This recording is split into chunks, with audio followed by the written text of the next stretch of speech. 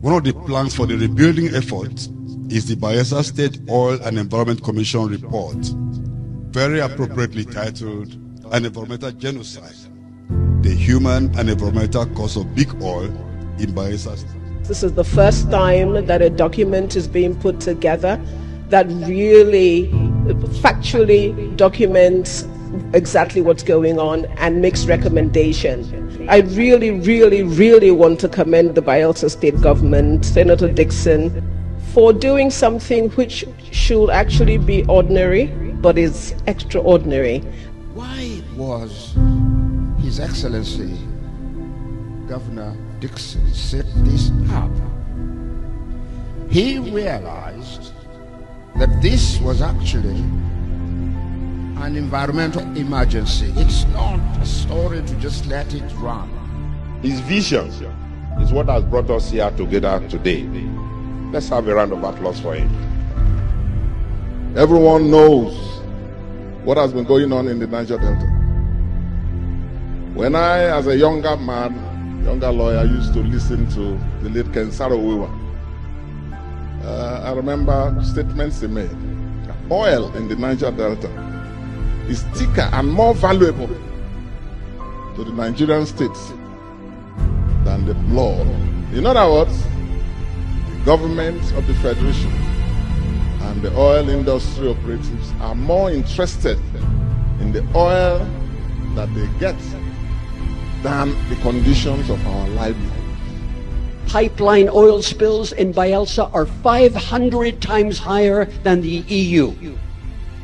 I've never seen anything like this. So this is the significance of the report, and this is why we use a very powerful word, genocide. You don't throw this word around lightly, no?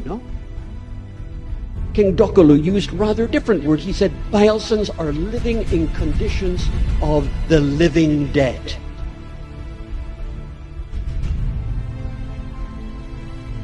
You are seeing before you a man who is poisoned. I am a living dead. I'm a typical man from the creeks of the Niger Delta of Nigeria who is living in the real hell. This word genocide, that is very apt. But I also heard it from Saro-Wiwa, even in those days, when he kept saying that what was happening in the Niger Delta, and in particular in Ogoni, was genocide.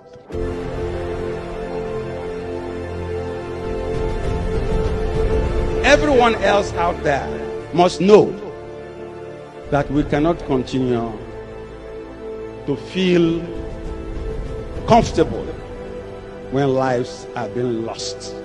When the objective we hear is to increase the number of barrels per day. How callous? Increase the number of barrels per day when people are living in pollution and in hunger and in disease and in suffering. But I think that this is a fight that we need to make, globally, and those who are responsible for the devastation of the Niger Delta have to pay for it. Let us demand justice for those 16,000 infants, for the fishermen whose nets return empty, for the families whose source of livelihood and living are being poisoned, for the land that has been poisoned. Let us demand accountability from those who have taken so much and given back too little to Bayelsa State. They know the consequences of what they are doing, and nevertheless, they keep doing it. They give us what they, in their own societies, cannot take, and they don't care. Take advantage of our weak regulatory systems, weak institutions, weak laws, and leadership that does not really understand or feel what is going on. And all of us are in this together.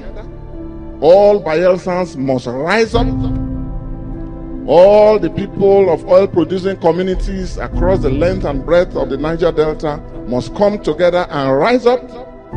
And we expect, that our governors, led by our governor, will come together and then put all other considerations aside, because this is truly an existential challenge, threat to our people.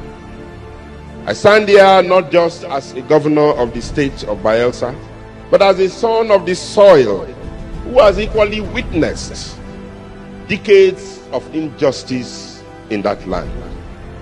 With the recommendations of the Commission and with the support of all of our allies, we can transform this report into a reality of restoration, healing, and hope.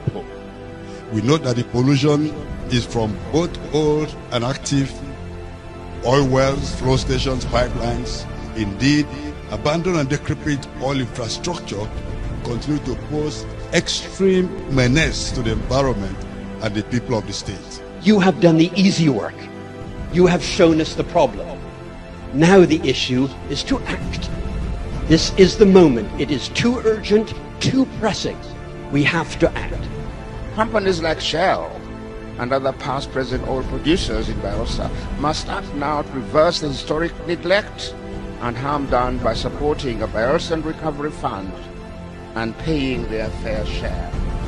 The Nigerian government must act also to strengthen both the funding and powers of regulators and the role of state governments in bringing companies to book for their failures. We will partner with Bayelsa State, and we will, on getting the report, adopt this report as a working document, and we'll flow with it to ensure whatever we need to do, we will do. My hope is that we will summon the courage to match words with action. And we are convinced that our actions will lead to the remediation and reparations that our people rightly reserve.